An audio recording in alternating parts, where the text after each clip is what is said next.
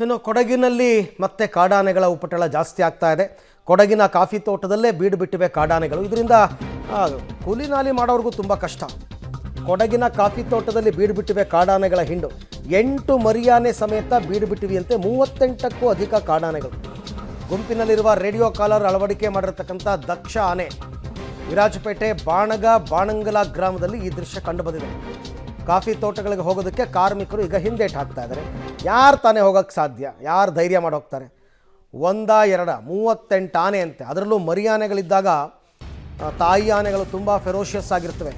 ದೂರದಲ್ಲಿ ಯಾರು ಕಂಡರೂ ಕೂಡ ಮರಿಗೇನೋ ತೊಂದರೆ ಮಾಡೋಕ್ಕೆ ಬರ್ತಾ ಇದ್ದಾರೆ ಅಂತ ಅಟ್ಯಾಕ್ ಮಾಡ್ತಾರೆ. ಹಾಗಾಗಿ ಅವುಗಳನ್ನ ಮತ್ತೆ ಕಾಡಿಗೆ ಅಟ್ಟೋದು ಬಿಟ್ಟರೆ ಬೇರೆ ಯಾವ ದಾರಿನೂ ಇಲ್ಲ ಅರಣ್ಯ ಇಲಾಖೆಯವರಿಗೆ.